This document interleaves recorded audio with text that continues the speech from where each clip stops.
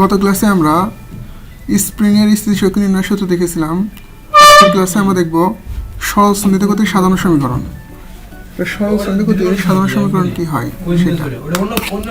তো দেখো, প্রথমে আমি এখানে লিখতেছি হলো সরল সন্নিহিত গতির সাধারণ সমীকরণ। সরল সন্নিহিত গতির সাধারণ সমীকরণকে লেখা হয় এইভাবে: x equal to a sine omega t plus del. সরল সন্নিহিত গতির সাধারণ সমীকরণ কি? X equal to a sine omega t plus del. এখানে এক্স দ্বারা কি বোঝায়? এখানে এক্স দ্বারা বোঝা হলো দূরত্ব। গত ক্লাসে আমরা স্প্রিংয়ের ক্ষেত্রে দেখলাম না, এক্স ওই এক্সটাই দূরত্ব। তারপর আছে এ। এ বলতে কি বোঝাবে? এখানে এ বলতে এখানে ডিনোট করবে হলো বিস্তার। তার বিস্তার কতটুকু হতে পারে? তারপরে এখানে আছে ওমেগা। ওমেগা দ্বারা বোঝাই হলো কৌণিক বেগ বা কৌণিক কম্পাঙ্ক। কৌণিক বেগ বা কৌণিক কম্পাঙ্ক। আমরা ঘূর্ণন গতিবিদ্যা পড়েছিলাম না, কৌণিক বেগ। ওই কৌণিক বেগকে আবার কৌণিক কম্পাঙ্ক দ্বারা প্রকাশ করা হয়, কৌণিক কম্পাঙ্ক।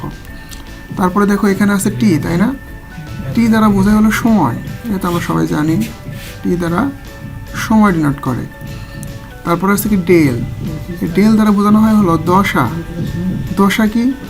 দশা হলো যে কোনো মুহূর্তের একটা অবস্থা, অর্থাৎ যে কোনো মুহূর্তের স্মরণ, যে কোনো মুহূর্তের ত্বরণ, যে কোনো মুহূর্তের অবস্থা, সেটাই হলো দশা। তো এই হলো আমাদের সরল সন্নিহিত গতির সাধারণ সমীকরণ।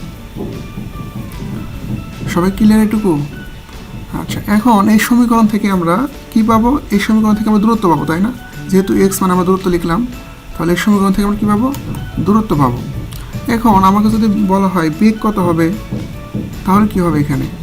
তো আমরা গতির অধ্যায় পড়েছিলাম, যদি স্মরণকে সময়ের সাপেক্ষে ডিফারেন্সিয়াল করা হয় তাহলে বেগ পাওয়া যায়, তাই না? তো এখানে যদি আমরা স্মরণকে অথবা দূরত্বকে টির সাপেক্ষে বা সময়ের সাপেক্ষে ডিফারেন্সিয়াল করি, তাহলে এখান থেকে কী পাবো? বেগ পাবো, তাই না? তো একে যদি আমরা এখন সময়ের সাপেক্ষে ডিফারেন্সিয়াল করি তাহলে কি হয় দেখি। তাহলে উভয় পাশে আমরা সময়ের সাপেক্ষে ডিফারেন্সিয়াল করি, লেখা যায় কি ডি ভাগ ডিটি ইন্টু এক্স। তো এই পাশে যেহেতু সময়ের সাপেক্ষে ডিফারেন্সিয়াল করেছো, অবশ্যই এই পাশেও সময়ের সাপেক্ষে ডিফারেন্সিয়াল করতে হবে। ডি ভাগ ডিটি এ সাইন ওমেগা টি প্লাস এরকম, তাই না? আচ্ছা, এখন দেখো এই স্মরণকে যদি সময়ের সাপেক্ষে ডিফারেন্সিয়াল করা হয় তাহলে এখান থেকে পাওয়া যাবে বেগ পাওয়া যায়, তাই না? আর এই পাশে কি থাকে? এই তো কনস্ট্যান্ট, একে তো ডিফারেন্সিয়াল করা যায় না, একে রাখলাম। সাইনকে ডিফারেন্সিয়াল করলে কি হয়? কস হয়, কস ওমেগা টি প্লাস ডেল। এখন দেখো এটুকু আমরা কি ধরছিলাম? থিটা ধরছিলাম, তাই না? এটা তো আসলে থিটা না। তাহলে একে আবার ডিফারেন্সিয়াল করো।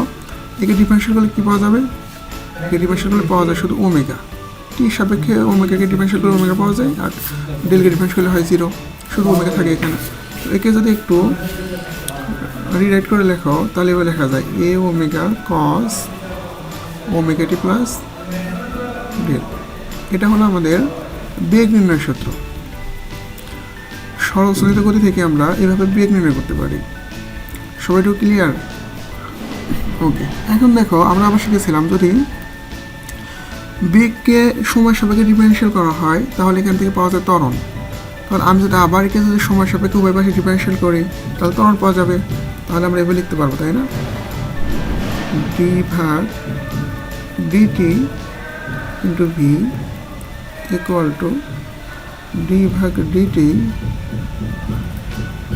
জাস্ট তাই লেখো a omega cos omega t plus del. এখন দেখো এই ভিকে যদি সময় সাপেক্ষে ডিফারেন্সিয়াল করো তুমি, এখান থেকে কী পাবে? ত্বরণ পাবে।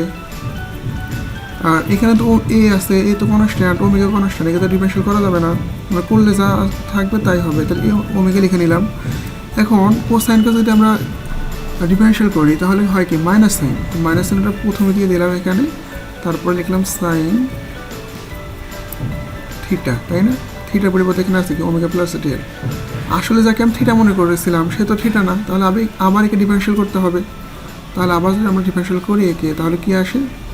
ওমেগা প্লাস জিরো, এরকম আসে না? সময়ের ডিফারেনশিয়াল পাওয়ার এটা। তাহলে এখান থেকে আমরা লিখতে পারি হলো F equal to minus a omega square হবে। এইখানে একটা ওমেগা আছে, এ ওমেগা গুণ করলে স্কোয়ার হয়ে যায়, sign omega t plus del.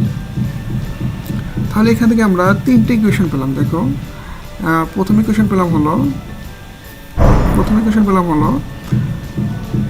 দূরত্ব নির্ণয়ের ইকুয়েশন, সেটা হলো দূরত্ব x equal to a sine omega t plus del.